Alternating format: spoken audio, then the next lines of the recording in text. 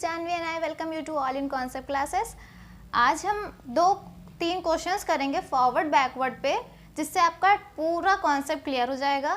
इससे ज़्यादा क्वेश्चन आपको इंटरपोलेशन में इक्वल इंटरवल से नहीं पूछा जाता, क्योंकि यही 2 टॉपिक होते हैं जो इक्वल इंटरवल्स में आते हैं। सो आई होप आज आप जितना पढ़ेंगे उसके अंदर ही से क्वेश्चंस पूछे जाते हैं। इसमें क्या बोल रहा है फ्रेंड्स, आपको फॉरवर्ड टेबल यूज़ करनी है इस क्वेश्चन को सॉल्व करने के लिए। ये x की वैल्यू दी गई है और ये आपका फंक्शन दिया गया है, और बोला गया है इस इक्वेशन में कि आपको x के टर्म्स में इक्वेशन फाइंड करनी है। मतलब आपकी जो वैल्यू होती है fx equals to Y, right. आपने x की वैल्यूज़ ये पुट की है, आपको fx वैल्यूज़ मिली हैं, लेकिन हमें फाइंड क्या करना है, इसकी इक्वेशन फाइंड करनी है जिसमें हम ये वैल्यूज़ रखेंगे तो हमें ये वैल्यूज़ मिलेंगी। अभी तक आप क्या पढ़ रहे थे, जितना भी आपको डेरिवेशन या टेबल के थ्रू पढ़ाया गया है उसमें मैंने भी आपको यही सिखाया है कि कौन से टर्म्स, आपको इनमें से कोई टर्म्स दे दी जाएगी, मतलब x की वैल्यू दे दी जाएगी, उस पर आपको fx फाइंड करना होता है। लेकिन इस क्वेश्चन में क्या बोला है कि आपको फंक्शन या इक्वेशन ही पूरी फाइंड करनी है। एक इस टाइप का क्वेश्चन पूछा जा सकता है या फिर वही सिंपली टेबल फॉर्म में क्वेश्चन पूछे जा सकते हैं। तो इसे सॉल्व करते हैं फ्रेंड्स।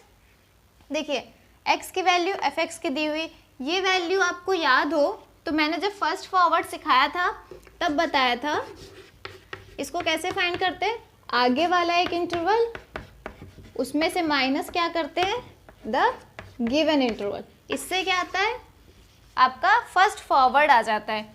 वैसे ही सेकंड करेंगे तो इसका क्या करते थे, स्क्वायर कर देते थे, मतलब इसका स्क्वायर, समझ रहे हैं। उसमें एक आगे के स्टेप से ये वाला स्टेप माइनस होता था।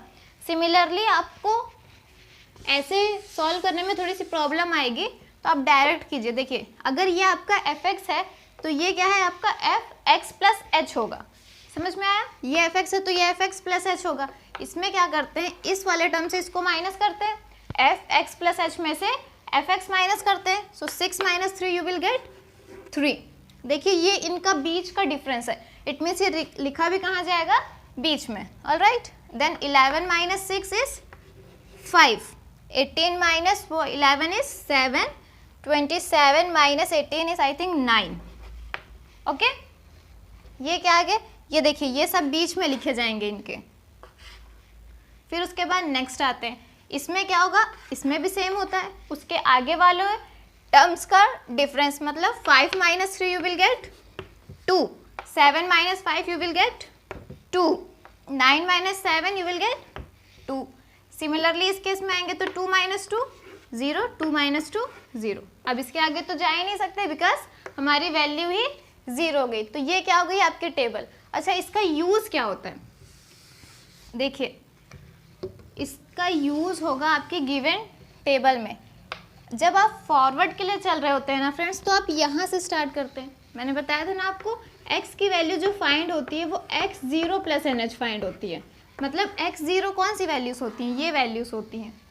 मतलब ये अभी तो ये है, लेकिन फंक्शन के अकॉर्डिंगली ये वैल्यूज़ चेंज होती जाती हैं। बट जब बैकवर्ड के केस में आते हैं तो यहाँ n हो जाता है। इट मीन्स हमारी जो xn की वैल्यू हो जाती है वो यहाँ से स्टार्ट हो जाती है। समझ में आया आपको। देखिए इस केस में fx क्या है आपका, fx इज योर 3। समझ में आया। नेक्स्ट क्या होगा, जहाँ जहाँ आपने जो टेबल सीखी थी, इसमें जो मैंने आपको टेबल सिखाई थी फॉरवर्ड इंटरपोलेशन में, उसी में जब ये वैल्यूज़ आएंगे तो हम डायरेक्ट ये वैल्यूज़ पुट करेंगे। इसकी वैल्यू क्या है 3, देन डबल, इसकी वैल्यू क्या है आपकी 2। ये फ्रेंड्स याद रखिएगा, जब आप फॉरवर्ड से मूव करेंगे तो ऊपर वाली वैल्यूज़ लेंगे, और जब आप बैकवर्ड से मूव करेंगे तो नीचे वाली वैल्यूज़ लेंगे। Then cube of fx is 0। समझ में आ गया आपको। ये क्या हुई, आपके रिक्वायर्ड वैल्यूज़ हो गई फॉरवर्ड के लिए। अब आपको फॉरवर्ड की टेबल याद हो तो मैं लिखती हूँ। देखिए फर्स्ट टर्म क्या होता है, अच्छा इससे देखिए y0, फर्स्ट टर्म y0 होता है, और बैकवर्ड के केस में क्या होता है, फर्स्ट टर्म yn। इससे बिल्कुल भी आप कंफ्यूज नहीं होंगे। अगर आप इसमें ही कंफ्यूज हो जाएंगे तो क्वेश्चन गलत हो जाएगा। फिर क्या होता है, फर्स्ट फॉरवर्ड आएगा, उसके साथ y0, y0 और इसके साथ एक वैल्यू होती है p के केस में, वो p ये वैल्यू मैंने आपको सिखाई थी, लेकिन अभी वो क्या पूछ रहा है, आपको x के टर्म्स में इक्वेशन चाहिए। तो आप इस p को क्या करेंगे, मतलब उसने बोल दिया है कि ये p की जगह x वैल्यू है, सो ये x लिखेंगे। ऑलराइट, देन आगे चलते हैं। इसमें क्या होगा, x माइनस 1, इसमें स्क्वायर ऑफ y0 प्लस कहाँ तक जाते हैं हम, जो ये हमारी लास्ट वैल्यू, मतलब जो हमने टेबल बनाई थी उसमें जो ये लास्ट वैल्यू होती है वहाँ तक हम जाते हैं। सो आगे क्या होगा, x अपॉन में इसके 2 factorial, x minus 1, x minus 2 upon में 3 फैक्टोरियल, और यहाँ पर क्यूब ऑफ y0। देखिए मैंने y0 लिखा है, आप fx लिख लीजिए, वॉट एवर यू लाइक। समझ में आ रहा है आपको, जो भी आपको समझ में आ रहा है आप लिख सकते हो, क्योंकि ये इसका ही फंक्शन है। आप अगर ये लिख रहे हैं तब भी सही है, ये लिख रहे हैं तब भी सही है। समझ में आया। अब देखिए y0 की वैल्यू क्या है, y0 fx0 के इक्वल है, तो ये 3 है यहाँ पे, so you will gate 3।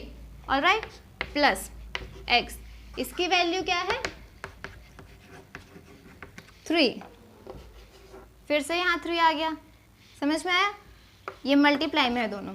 Then plus x minus 1, इसकी वैल्यू क्या है 2 अपॉन में 2 फैक्टोरियल प्लस, अब देखिए इसकी वैल्यू तो 0 है, इट मीन्स ये पूरा टर्म ही क्या हो जाएगा, 0 हो जाएगा। तो हमारी इक्वेशन कहाँ तक बनेगी, सिर्फ यहाँ तक बनेगी। इसको सॉल्व करेंगे, सो 3 प्लस 3x, ये 2 से 2 cancel out, plus x square minus x, ये दोनों सब्ट्रैक्ट होंगे, you will get x square plus 2x plus 3। This is what, this is your fx, मतलब fx। इट मीन्स आप इस इक्वेशन में सारी वैल्यूज को पुट करेंगे, मतलब x की वैल्यूज, और you will get this terms. अगर आप कंफ्यूज है तो सॉल्व करके देख सकते हैं कि आपकी इक्वेशन सही है कि नहीं। जैसे आप यहाँ पर 0 दिया हुआ, इस इक्वेशन में अगर आप 0 रखेंगे तो ये 0 का स्क्वायर प्लस 2 इंटू 0, ये दोनों value 0, you will gate 3, that is your this value. It means कि ये आपकी जो इक्वेशन आपने फॉर्म की है वो बिल्कुल करेक्ट है। ये क्या होता है, फॉरवर्ड केस के लिए होते हैं। फॉरवर्ड में माइनस रहता है, आप टेबल जब याद करेंगे तो ये सिर्फ मेन पॉइंट रहता है कि टेबल में फॉरवर्ड में यहाँ माइनस होता है और बैकवर्ड में प्लस हो जाता है, y0 की जगह yn हो जाता है। सिंपल केस है। अगर आप बाई चांस फॉरवर्ड या बैकवर्ड कोई भी क्वेश्चन, मतलब कोई भी इक्वेशन आप यूज़ कर लेते हैं किसी भी क्वेश्चन में, तो आपका आंसर गलत नहीं होगा, बस वो थोड़ा लेंथ वाइज इंक्रीज हो जाता है बस। ठीक, अगर आपको क्वेश्चन में दिया है कि इसको फॉरवर्ड से करें या बैकवर्ड से, तब तो आपको उसी से करना है। बट अगर नहीं दिया है तो आप कोई भी यूज़ कर सकते हैं। ऐसे हमें पता कैसे चलेगा कि कौन सी ज़्यादा जल्दी करेक्ट आंसर देगी। तो उसमें फ्रेंड्स क्या होता है, अगर आपको मान लीजिए x की कोई वैल्यू पूछा 2 पॉइंट समथिंग लाइक 3.5 पूछ लिया, तो ये किसके पास है, 4 के पास है। इट मीन्स पीछे से चलेंगे तो हमें ये जल्दी मिल जाएगा। लेकिन अगर वहीं पूछ लेता हमें 1.5, ये किसके पास है, ये इसके पास है, सो हम फॉरवर्ड केस ले लेते हैं। ये आपकी बुक में कहीं कहीं लिखा हुआ है, मतलब आप इसको एज अ हिंट रख सकते हो, बट हमेशा ये नहीं होता है कि यही सही हो, लेकिन 90% चांस रहता है कि यही सही होते हैं। अब चलिए दूसरा क्वेश्चन करते हैं हम अपने बैकवर्ड मेथड से। सो आइए फ्रेंड्स, हम अपना एक दूसरा देखते हैं, दैट ये किससे सॉल्व करना है हमें, बैकवर्ड से। ये आपको क्वेश्चन में दिया रहता है, बैकवर्ड या फॉरवर्ड नहीं दिया है तो फिर आप जो भी मना यूज़ कर सकते हैं। देखिए ये दिया हुआ है आपके टेबल, ईयर दिया गया है और उस ईयर के अकॉर्डिंगली सेल दिया गया है। ईयर को हम क्या लेंगे, x, and this one is your y। समझ में आया। बैकवर्ड बोला है, मतलब जो हम स्टार्ट करेंगे अपनी वैल्यूज़, वो स्टार्ट ही कहाँ से होंगी, वैल्यूज़ यहाँ से होंगी, मतलब पीछे से। तो ये जो 52 है ये क्या होगी आपकी yn। समझ में आया। और इसके लिए जब हम वैल्यू लेंगे तो नीचे की वैल्यू इसके लिए, नीचे इसके लिए, सबके लिए अब नीचे की वैल्यू लेंगे। फॉरवर्ड में ऊपर की लेते हैं, बैकवर्ड में नीचे की। सो इसको सॉल्व कैसे करते हैं, एक्सीडिंग टर्म को प्रीवियस टर्म से माइनस करते हैं। सो 15 minus 12 you will gate 3, 20 minus 5 5, 27 minus 20 is 7, 39 minus 12 is 7, 12. Then this minus this is 13. आप इसको मिडल में ही लिखेंगे वरना आपकी टेबल गलत हो जाएगी, उसके अकॉर्डिंगली ये वैल्यूज़ भी गलत हो सकती हैं. ओके. देन नेक्स्ट केस के लिए इसको इससे माइनस करेंगे 2, देन अगेन 2, देन 5, देन 1. समझ में आया आपको ये टेबल्स कैसे फॉर्म होती हैं? Next case 2 minus 2 0, 5 minus 2 3, 1 minus 5 is minus 4. Then again is 3 minus 0 3, minus 4 minus 7. Then this is minus 10. समझ में आया? आपके जहाँ पर एक वैल्यू मिल जाती है आपको वहीं पर रुकना होता है. ओके. अब चलिए क्या करते हैं, हम कुछ अपनी इंपॉर्टेंट वैल्यूज़ लिख लेते हैं आगे सोल्यूशन के लिए. बैकवर्ड में क्या क्या फ्रेंड्स यूज़ होता है? yn यूज़ होता है. yn की वैल्यू क्या है? 52. xn यूज़ होता है. xn की वैल्यू क्या है? 1981. पीछे से ले रहे हैं बिकॉज बैकवर्ड से जा रहे हैं. देन इसकी वैल्यू क्या होगी? फर्स्ट बैकवर्ड की is your 13. Then second backward is your 1. Similarly, third one is your minus 4. Fourth is minus 7 and the last one is your minus 10. समझ में आया? ये वैल्यूज आपके यूज़ कहाँ होंगे? टेबल में आपको याद हो तो हम टेबल में इन्हें यूज़ करते हैं. So let's get started. ये जो आपकी वैल्यूज दी होती हैं फ्रेंड्स, जिसके बारे में क्वेश्चन में पूछा जाता है वो हर केस में x ही होती हैं. फॉरवर्ड ले या बैकवर्ड ले, बाकी वैल्यूज चेंज होती हैं x n या x 0 के अकॉर्डिंगली हम कौन सी टेबल यूज़ कर रहे हैं. देखिए जब हम बैकवर्ड फाइंड करते हैं तो हमारी गिवन थ्योरम या फाइंडिंग थ्योरम क्या होती है? फर्स्ट वैल्यू क्या होती है? y n plus backward, sorry first हम यहाँ पर क्या लिखेंगे? p, इसका बैकवर्ड और ये yn. समझ में आया? ये ऑपरेटर यूज़ किस में होता है? ये ऑपरेटर फंक्शन की वैल्यू में यूज़ होता है. देन नेक्स्ट केस में p माइनस और प्लस, इट्स प्लस पॉन में 2 फैक्टोरियल, इसमें जब ऑपरेटर यूज़ होगा देन स्क्वायर ऑफ yn. समझ में आया? प्लस थर्ड केस में क्या लेंगे? p plus 1, p plus 2 upon में क्या होगा? 3 factorial and here is cube of backward yn. हम जाते कहाँ तक है? जहाँ तक हमने लास्ट वैल्यू फाइंड की है. Then p plus 1 plus 2 p plus 3 upon में इसके क्या आएगा? 4 फैक्टोरियल एंड मल्टीप्लाई में क्या होगा इसके? बैकवर्ड फोर्थ और yn. प्लस लास्ट केस क्या होगा? p plus 1 p plus 2. Plus और माइनस में कंफ्यूज नहीं होंगे, यही बेसिक सा डिफरेंस होता है फॉरवर्ड और आपकी बैकवर्ड में. ये क्या होगा? 5 फैक्टोरियल और इसकी वैल्यू क्या होगी यहाँ पर मल्टीप्लाई में? 5 ऑफ yn. समझ में आ गया आपको? ये क्या है? आपकी बैकवर्ड की थ्योरम है जिससे आपको वैल्यू फाइंड करनी है. अब देखिए इसमें y की वैल्यू क्या है? p की वैल्यू, सॉरी. जब मैं आपको एक रैंडम टर्म लेके सिखाया था तब मैंने आपसे बताया था जो x होती है equals to X N plus P H, यही होती है. इससे हम p की वैल्यू फाइंड करेंगे. जो हमारी टेबल थी फ्रेंड्स वो क्या थी? 1931 से स्टार्ट थी, 1941, 51, 61 ऐसे ही थी. इट मीन्स इनके बीच का गैप कितना है? h की वैल्यू इनके बीच की है 10. इनके बीच का गैप ही होता है हमारा इंटरवल ऑफ डिफरेंसिंग. सो हम एक्सीडिंग टर्म से प्रीवियस टर्म को माइनस करेंगे, then you will get the 10. Alright, h की वैल्यू क्या हो गई? 10 हो गई. अब देखिए ये p की वैल्यू क्या होगी यहाँ से? x minus X N upon h. समझ में आया? ऐसे देखिए p की वैल्यू हमें फाइंड करनी है. x की वैल्यू क्या है आपकी? ये वाली वैल्यूज x की होती है, जो टर्म हमें पूछा जाता है वही x की वैल्यू होती है. xn क्या है हमारा? xn क्या है हमारा? 81 विच इज डिवाइडेड बाय 10। समझ में आया? सो इसका आंसर क्या आएगा आपका 1.5 माइनस का क्या आया 1.5। इट मीन्स आपकी p की वैल्यू क्या हो गई -1.5। हमें सारी वैल्यूज मिल गई जितनी हमें इस टेबल के लिए चाहिए थे। अब हम क्या करेंगे, सिंपली इन्हें पुट करेंगे और अपना रिक्वायर्ड आंसर फाइंड कर लेंगे। समझ में आया? देखिए yn की जगह पहली कौन सी वैल्यू आएगी, yn की जगह 52 प्लस p की वैल्यू क्या है -1.5 विच is multiplied by first backward के लिए। फर्स्ट बैकवर्ड की वैल्यू क्या है 13।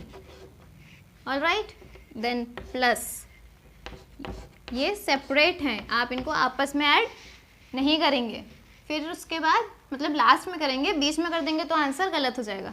p की वैल्यू यहाँ क्या है -1.5 देन -1.5 प्लस 1 मतलब -1.5 plus 1 you will get what, you will gate -0.5।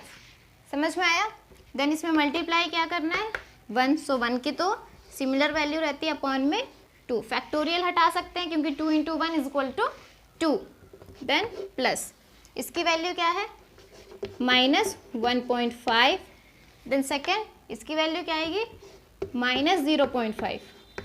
इसकी वैल्यू क्या आएगी p + 2 -1.5 + 2। अब क्या हो गया +2 बड़ा हो गया, सो यहाँ क्या आएगी 0.5। समझ में आया? उससे मल्टीप्लाई किससे करना है आपको -4 से मल्टीप्लाई करना है, अपॉन में क्या है 3 फैक्टोरियल मल्टीप्लाइड बाय -4। समझ में आया? यहाँ पर लिख देती हूँ मैं मल्टीप्लाइड बाय -4। ठीक, आगे चलते हैं इस वैल्यू पे। इसमें क्या है, पहले p की वैल्यू आपकी क्या होगी -1.5, second -0.5, third +4.5 and third one is your 1.5 positive. समझ में आया? इसके नीचे factorial 4 multiplied by -7। Okay, then again यहाँ पर p की वैल्यू क्या है -1.5 then -0.5 then +0.5 then 1.5 and then -1.5 4 is 2.5 positive में। इसके अपॉन में क्या है 5 factorial which is multiplied by -10। समझ में आ गई आपको वैल्यूज कैसे रखनी है, बैकवर्ड कैसे सॉल्व करना है? इजी रहता है। अगर आप मुझसे पूछेंगे तो आप टेबल बना के ही सॉल्व किया करिए, क्योंकि उससे कन्फ्यूजन नहीं होता है। क्वेश्चन गलत सिर्फ कन्फ्यूजन में होता है अगर आपको टॉपिक क्लियर है। समझ में आया? सो इसका आंसर क्या होगा जब आप इसको कैलकुलेट करेंगे 3.2437। समझ में आया आपको? This is your answer after solving this all equation. So ये आपका बैकवर्ड मेथड था। फॉरवर्ड और बैकवर्ड में पूछा ही इतना जाता है। अभी जब आप अंडर ग्रेजुएट हैं या फिर ग्रेजुएशन से बाहर भी गए हैं तो इस टॉपिक से ज़्यादा आता नहीं है, बिकॉज ये लेंदी प्रोसेस है, उतना ज़्यादा इसमें कवर अप करने के लिए नहीं है। सो आई होप आपको ये समझ में आ गया होगा। अगर आपको कोई और डिफ़िकल्टीज पे मिलती है तो आप प्लीज़ कमेंट बॉक्स में मेंशन कीजिए, I will definitely solve it for you. So आज के लिए इतना ही, ये हमारा आज का लेक्चर था। नेक्स्ट लेक्चर में हम इंटरपोलेशन विद अनइक्वल इंटरवल के साथ मिलेंगे, एंड उसमें बहुत सारे थ्योरम्स है तो उसके लिए थोड़ा सा ज़्यादा टाइम लग जाएगा।